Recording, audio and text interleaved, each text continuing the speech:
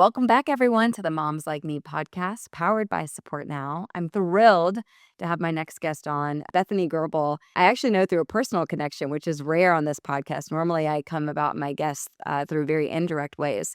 But very fortunate for me, I have been friends with Bethany's husband since probably middle school. So this is very much worlds colliding in a unique way. And part of why I wanted to bring Bethany on isn't just to share her story about her wonderful little boy, John, but also because as I saw her use Support Now in her own journey, it really dawned on me that there was a best practice to be learned by Bethany and how she utilized some of the features. And of course, we don't typically lean into like the product on this podcast. We lean into the story. And at the same time, I think there's a lot to learn from the way that Bethany has approached this entire experience with her son. So we will get into all of that here. But first, Bethany, welcome to the podcast. Thank you. We're so happy to have you. Bethany, I learned a little bit more about your story through Andy, your husband. I had seen something on Facebook around the arrival of your second child, but I would love for you to share with our listeners a little bit more about really like the end of your pregnancy and what that was like and how John made his arrival. Well, it's been a whirlwind, that's for sure. So I guess the situation, we'll put it kindly, the situation started when I was probably like 8 months pregnant. And, it was our second kid. And so we'd kind of, been through all this before and everything was looking good. And he was on the smaller side, but our daughter was just huge. So he was really just normal sized. We weren't having any issues aside from like my normal heart condition things. But from a baby perspective, everything was great. I was having ultrasounds every week. Every week I'd go and they'd say, he's perfect. He looks awesome. He's growing. See you next week. So I was due in February, and the week before Thanksgiving, my husband got laid off from his job. And so that was terrible timing. I was not working, and our entire family had health insurance through his job. So this kind of started the whole part of our biggest struggle on top of everything else we were dealing with. This kind of started the financial aspect of what we've been working through. So we lost our health insurance. I was like 8.5 months pregnant. I had to cancel doctor's appointments because each appointment was like over $2,000. And at this point, Andy didn't have a job and we didn't have insurance. And so we were fortunately able to get insurance through a COBRA plan. Very expensive, but better than nothing. And my husband fortunately found a new job very quickly that he loves. And that part of it has been a huge blessing. So we kind of struggled through that. And then come January, things were still going fine. And I went for a doctor's appointment. It was like a Friday at 4 p.m. And I went, and the doctors try not to freak patients out, which I appreciate. But as a nurse, I feel like I can pick up on a lot of things. So the doctor's very calm, very nice. He was like, the baby looks fine, but, we need to deliver you first thing Monday morning. And I was like, okay, doesn't sound fine. But he was like, everything's okay. Like, go home, get things ready. Monday morning, 8 a.m., you're going to come in and have your C-section. And then Saturday, I ended up How many weeks were you at that point? 35 and a half and some change. Okay, so early, like not yet Yeah. 37 weeks. And our daughter Right. was Okay, born got it. at like 37 plus 1, but she weighed 8 pounds 3 weeks early. She was just huge. John was always on the smaller side, and we had no idea anything was wrong with him, so we didn't think much of it. And then I went into preterm labor that Saturday, literally the next day, and so I ended up having my C-section on Saturday night. And he was small. He was under 6 pounds, which is by far the smallest baby that's ever been born in my family. So that was kind of shocking, but even still, they were like, he's small, but he's early. He looks fine. And we're like, okay. So then, he was born at Northside, and because he was early and he was having a little bit of breathing trouble, nothing too serious, he was in the NICU. And it was like on day 2 that he was in the NICU, we got a call from his doctor, and he was doing okay. They were weaning his oxygen, but he was really struggling to eat, which is not that uncommon in preterm C-section babies. So at this point, we still weren't concerned because he was perfectly healthy. Nothing was wrong with him.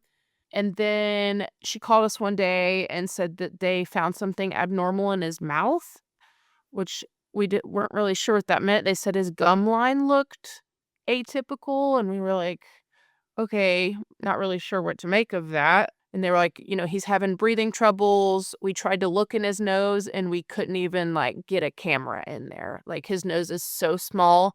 The smallest pediatric camera they make won't even go inside his nostril at all. So she was like, I'm worried he may have something wrong with his nose. And so we're like, okay, well, better to know what we're dealing with. So at this point, still not concerned. So they're like, we need to do a CT of his head. Not ideal at this point. He's 3 days old, but we consented to it. And they did the CT and they found that he has this condition that's extremely rare that I've never heard of. His pediatrician had never heard of it. Nobody's ever heard of it except the ENT doctors. And even his doctors at CHOA were like, we see maybe 2 or 3 of these kids a year.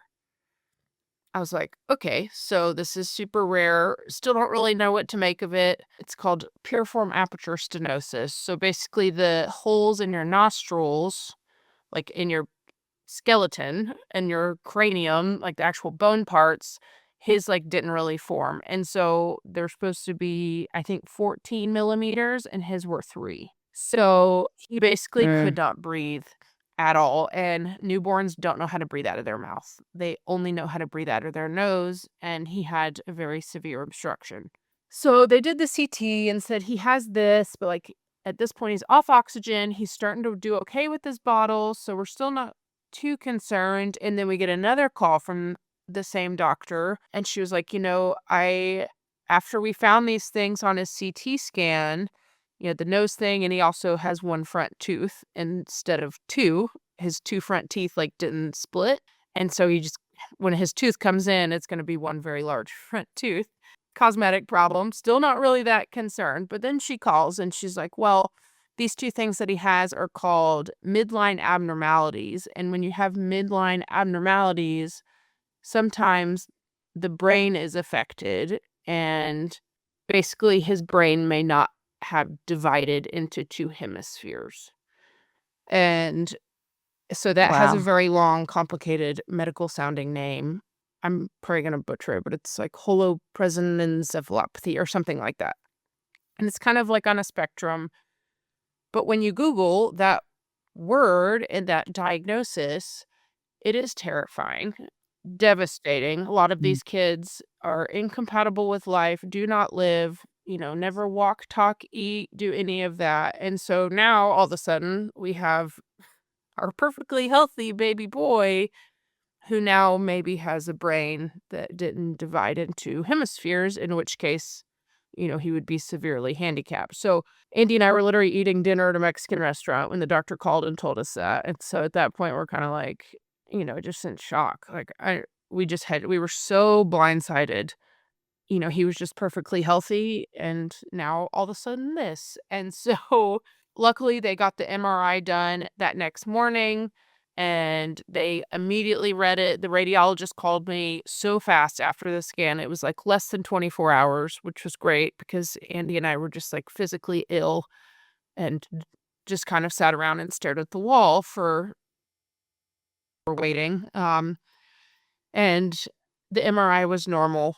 We were so fortunate.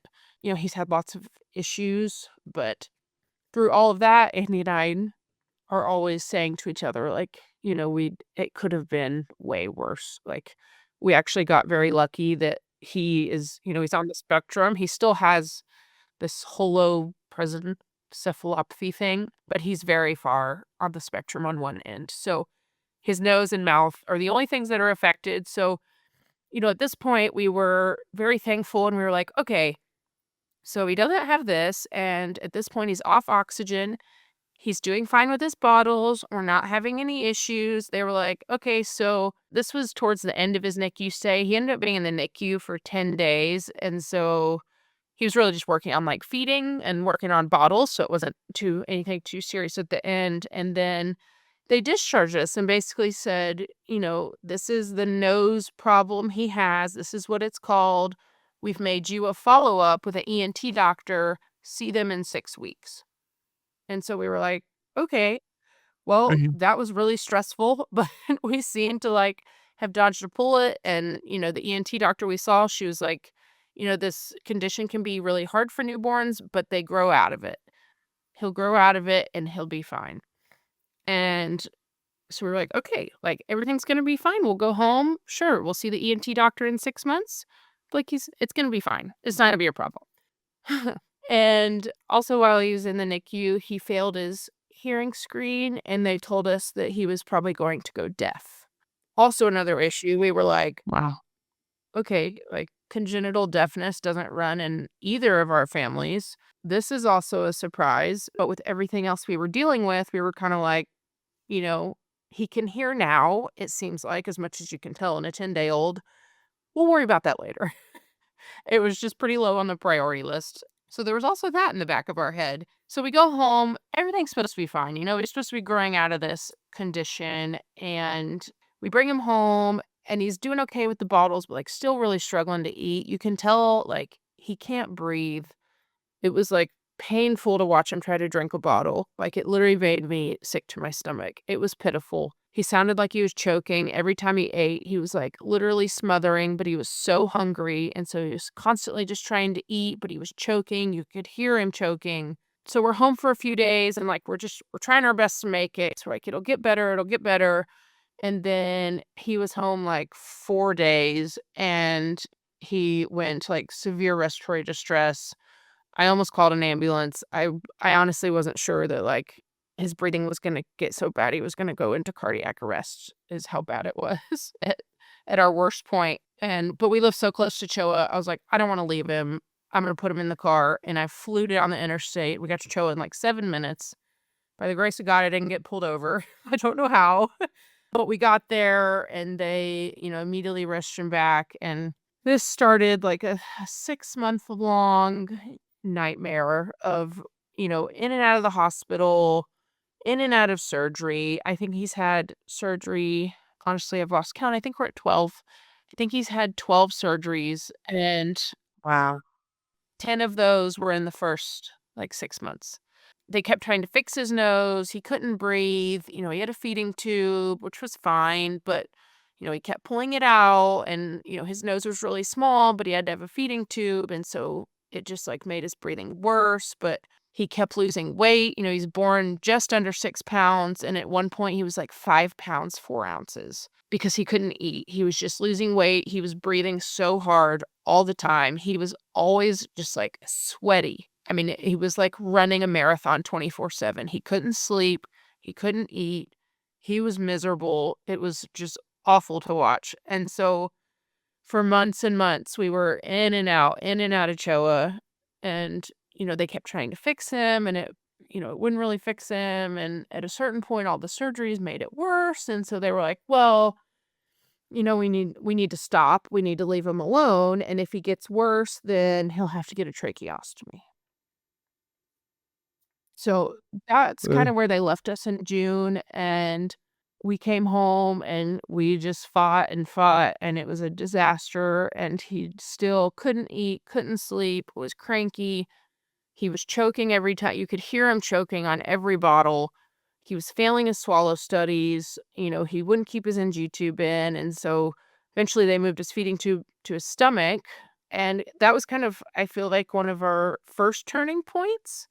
And we finally just kind of stopped trying to feed him. And we relied on his G tube. And he stopped having to work so hard. His breathing was getting slightly better. He was able to rest. And we were force feeding him so many calories. He like doubled his weight in a month. And then he was like way too heavy for his size. And then we had to back off on his calories. So it's, I'm not going to go through the whole story. That was supposed to be the short version. I'm sorry. It's been a That's okay. That's whirlwind. okay. It sounds like a whirlwind. The expression we often hear is about NICU babies specifically is, it's 2 steps forward, 1 step back, 3 steps forward, 5 steps Exactly. back. It's an incredibly turbulent ride. And as you described, one of the things I am really curious about is the just the nature of what was happening. It was so unexpected. I mean, Mhm. you what you referenced is that there was never any indication while he was in utero that any of these challenges were going to be present when he ultimately No. arrived. And I know and the suddenness of that can really take parents off guard. And what you're also describing sounds completely exhausting. So I'm curious, how did you actually process all of this? How did you and Andy like take care of yourselves in these early months? Because it sounds so scary, it sounds so traumatic, and because you had no ability to prepare ahead of time, you're really, somewhat flat-footed and looking ahead to therapists and looking ahead to treatments. And now it sounds like you just kind of you did everything you could to just try to figure out like how can we just fix the thing right in Mhm. front of us. But I would love for you to share a little bit more about how you actually, if you can recall, how you actually processed all this so that you could also show up for your daughter. Because See. again, I think one thing that is missed in this is you already had a toddler at home. Yeah. Yeah, and honestly, that I feel like was one of the hardest parts because you get people say it all the time, "I don't know how you're doing this." Like, "This seems so hard. I don't know how you're doing this." But for me, I'm like, the going to the hospital and spending, almost 6 months of my life at CHOA, sleeping on the awful bed in his room and, trying to basically be his primary nurse and his mom and his advocate and his liaison between all the doctors and managing his medical care and the insurance and this, and all that, you know, that part came easy to me. That part was not hard. Caring for him was not hard. Watching him be in pain and suffer was obviously hard. But the hardest part for me was that you know, I had to do all of that, but it was the rest of the stuff that was hard on me. Like, I'm going through all this, but like at the same time, Andy had just lost his job and we had to get this ungodly expensive health insurance. And, we're going through all this, but the world keeps spinning and life goes on for everybody else. So I feel like at a certain point, Andy and I kind of just felt like we were in our own bubble, just trying to make it. And we were in fight or flight mode and, just kind of on autopilot. But everybody else was just, going to work and taking their kids to birthday parties and going about their life. And I feel like that was one of the hardest parts for me was that we were going through all that, but it felt like life was just kind of passing us by and we were just like literally trying not to drown. But we had Right. so much Right. help. So Right. much help. You're Um, like stuck in a moment of time and yeah. yeah. And even, from the beginning, Andy's parents live here, so they're, 2 miles down the road. So they're quick. We called them multiple times, like late night, early morning, middle of the night. Like, you got to get over here. We need your help. You know, John's going to the hospital again. Um, and my family, they live in Tennessee, but there was, every time John went in the hospital, I would text my mom and I'd say, John's in the hospital again, like, "Can you come get Collins?" And sorry. Her and my dad would drive Sit from down. Tennessee to our house and pick up Collins and pack her bags and pack her food and take her back to Tennessee and watch her for, like, weeks at a time, and, we had one of our friends came over while I was at the hospital and cleaned our entire house, and, she also had a one-year-old at home, and our friends would come and play with our dog and take her to their house for a few days. Like, people just honestly came out of the woodwork, and it was, in the beginning, I felt like we were treading water by ourselves, but it didn't take very long before we had more people offering to help than we needed help for. Like, people, and, I think, unfortunately, I think tragedy is what normally prompts this, but, like, I think people at their core just they want to help and they wanna do good, but sometimes when you have people that are in a situation like Andy and I were in, people don't know what to do. they don't know how to help. They don't know what's most helpful. They don't want to overstep. They don't want to, say or do the wrong thing. So, it was really when Andy, came to me and he was like, I have this friend that has this website. I was like, I don't really like to ask for help. I will from my family, obviously, because they're family, but like from strangers and like friends and acquaintances, like I don't really want to go and like ask them for help. But we truly felt like we were drowning and we didn't know what else to do. And I was like, we're not gonna make it. Like, we've gotta like, people are gonna have to help us because, there's just no other way we get through this with any amount of sanity. And even still, like, people will reach out to me now and, offer help and still, wanna support us and support John. Unfortunately, I think we are through the worst of it, but, he's got another surgery scheduled in April, which will hopefully be outpatient. That's the plan, but you never know. And, when that time comes, I know, No, you've come a long way, Bethany. there was only one way to go at a certain point. Of course, of course. So you talked about how asking for help is so challenging. And I think we both know, especially as moms, like asking for help is one of the hardest things you could possibly do because we feel like it's our job, our responsibility to be able to do these things on our own. And at the same time, you relinquish that control, which I think is so admirable. And what you also did, which was really interesting, and I saw this from a distance, was you invested a lot of time in really telling your story. You shared updates with your community. You talked about the highs, i.e., the wins of your day and the lows of your days and weeks. So I'd love to learn a little bit more from you, like how you ultimately came up with the courage to lean into it all. Because sometimes when people ask for support, they just say what they need and that's all. But you really took the time to really tell and express to your community what was really going on. So I'd love for you to share more about that. So I've always been a journaler. Everyone, I feel like all little girls have a journal. I never really grew out of that. And even as an adult, it's always been very therapeutic for me to write things down. Not for, normally it's not for purposes of sharing on social media, but just like put my thoughts into words and see them on paper or, these days on my phone. I feel like just kind of puts things into perspective for me. And so, when we started doing the website, there was just so much happening. And, because it was medical based, a lot of people didn't understand really what was going on. So, I got a lot of positive feedback from people that were following John's story. And every time I would post an update, like at least handful of people would text me and just say, like, I loved reading your update. I'm so glad, John's doing well. Or like, I read your update. I'm really sorry this week was terrible. I sent you some cookies.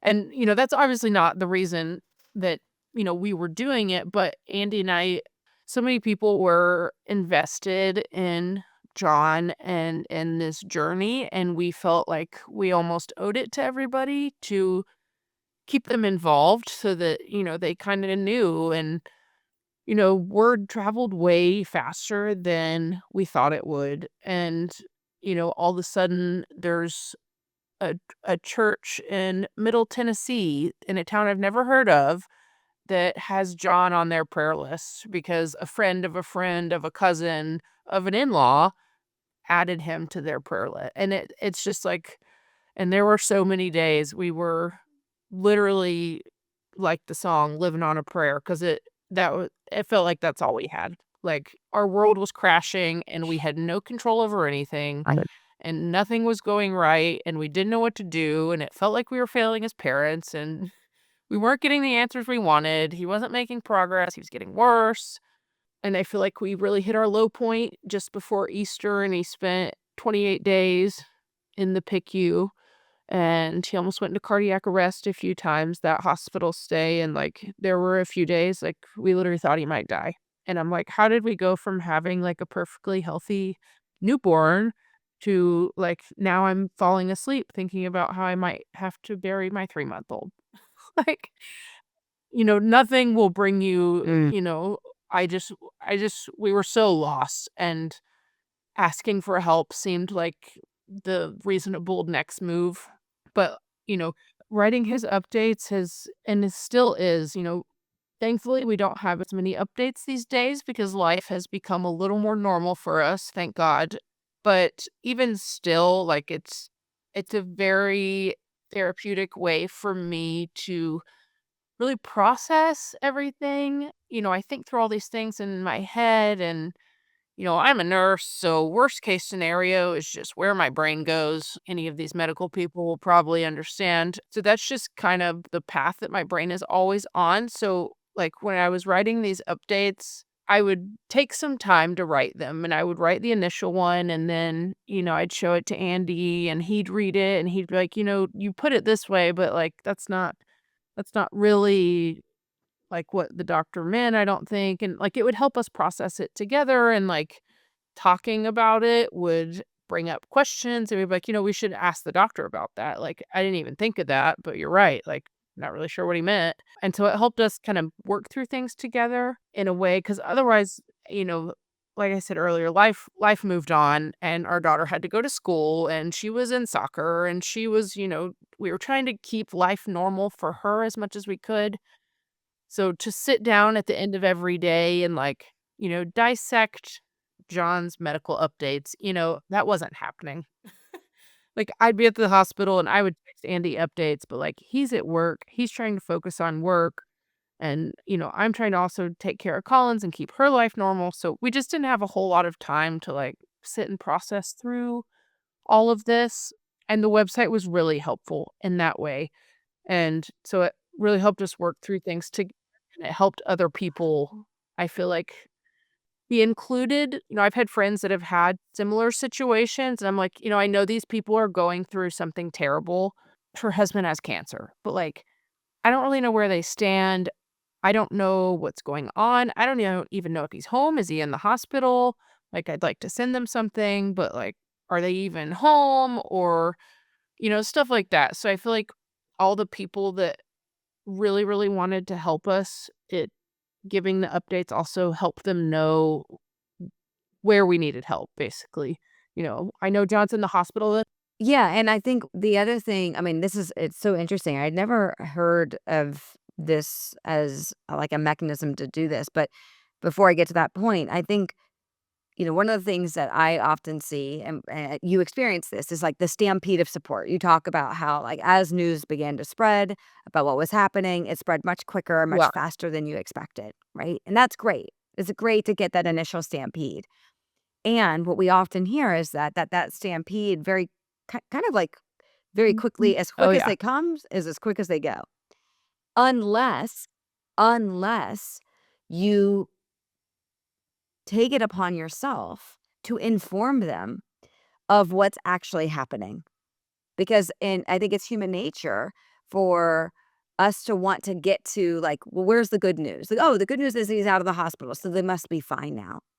And as you've already shared in this conversation, is it's not that simple, right? Like, one second you're in the hospital, the next second you're home, you think you're good. Next second you're back, things are worse.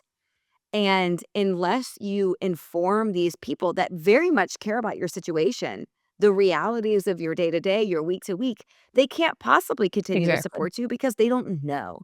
And so by giving them updates, you gave them an opportunity to continue to show up with you for you, not just with money or meals or practical things, but also emotionally, because I love hearing those kind of the back channel conversations of Mhm. texting just to say, "Hey, I'm thinking about you today," or "I'm sorry today has been hard for you." Because so much of what we want to avoid is we want to avoid that feeling of a family like you, caregivers like you all feeling lonely, because you're not alone. It's just that people need to Right. recognize the situation that you're in. And then the other point that I was gonna make that I think is so thoughtful, I'd never even thought about this before, is that the way you and your husband received information isn't always the Very same, right? different. A doctor can say one thing and you Yeah. interpret it one way, he interprets it the other, right? But to use, like, the opportunity to write that down so Yeah. you all can align on what's actually going on, is I would imagine that's also really healthy for your marriage and how you're gonna choose to navigate the next step forward, because if one person's interpreting something one way and the other's interpreting the next, well, it's hard to Yeah. come to the same conclusion. So I think that's a really I've never heard that before, but that's a really interesting opportunity that even I didn't see in sharing updates. And to your point about friends of yours that you know that are also going through hard times, it's again, it's very hard for your community to show up with Mm, for you if they exactly. don't know what's happening. This which leads me to my next question.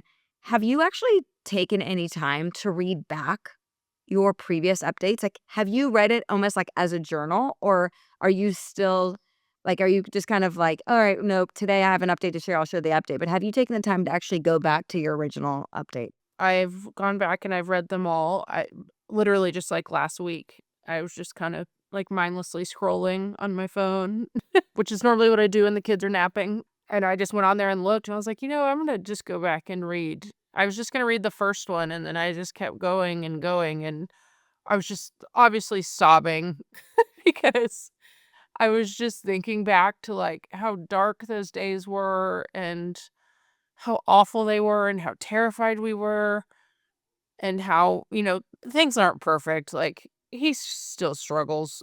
He's not a normal kid yet. Normal, typical, I will say is a better word. He's not a typical kid yet, but we're getting there and he's so much better than he was. And I was reading and I was crying, but they were tears of joy, like just to see how far he's come, but also the other part of it, like thinking back on the last 13 months and like thinking about all the people that have helped us. Like if I had to make a list, I couldn't even make a list. Literally thousands of people, directly and indirectly, that have stopped, that have prayed for him. We had people make him prayer blankets, people we don't even know, our friends, neighbors, making him blankets. Like we have a whole box full of like keepsakes and like mementos that were given to us when John was sick. And I just cried and cried because I was like, I just thinking about all the people that went out of their way to help us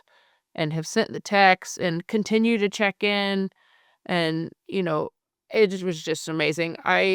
You know, I've seen the GoFundMe's and, these pages that people post, but I just never imagined we'd be on this side of it. Bethany, you talk a lot about how all these people that showed up for you and how reading back on updates really allowed you to look back and to see how far he's come. But one thing I want to also really highlight is how far you've come, how far you and your husband have come in this journey too. So that hopefully it's been cathartic from that perspective. As we wrap up, the one last question I have for you is, if there's one thing that you had to tell a mom like you that's in a situation like this, what would that piece of advice be? Honestly, I would just tell her to ask for help because if I didn't have Andy, I don't know that I would have been as open and willing to accept help from people that aren't my family members. Because, like you said, as a mom, I'm like this. These are my kids. This is my family. Like I got this. I'm gonna take care of it. But I just couldn't. And that's okay, and it's okay to need help, and it's okay to ask for help, especially when your family depends on it, and my kids depend on me, but also I only have so much to give sometimes, and especially, with the first 6 months of his life, I was out of help to give, and so I think it's just sometimes it can feel as a mom, it can feel almost like a failure to ask for help, like, it's kinda like admitting, like, "I can't do this," but at least for me, that was almost therapeutic to admit, like, "I can't do this," like, "I need help." So I think just accepting that and knowing that it's okay to need help, and honestly, I mean, like you said, I wouldn't redo the year 2025 aside from getting John himself. The rest of it, I would happily skip, but I think I definitely grew as a mom, and I think, Andy and I grew closer, and it did strengthen our marriage in its own very, very unique way. And, a lot of the things I worried about ruining Collins and, having her miss school and how that was going to affect her, like, she's 2 and it didn't affect her, and she's fine, and she loved going to visit her grandparents and play with her cousins, and she loved skipping school and going to grandma's house, and so, a lot of Who the doesn't? small things I worried about that, I feel like are mom things that you just worry about, they ended up being fine, and, I know not every story has a happy ending, but fortunately Yeah. ours does, and we are so thankful for that and just for all the people that helped us get here, because Yeah. we truly would not have made it without help from so many people. I love that. Well, thank you, Bethany and John, for joining us. If you're tuning in on YouTube, you'll be lucky enough to see this sweet, precious boy who Bethany and Andy are working so hard to support and give the best life possible. We will link their registry in the show notes. And I just want to thank you, Bethany, for your honesty. One thing I really admire about you again is just how willing you've been to just express all of the emotions you've felt and even the ugly ones that people want to shy away from. So thank you for your time today. John, thank you for your time today. And of course, we will be looking forward to supporting you all in all the ways we can. Yeah, thank you so much, Jordan. You and your team are awesome.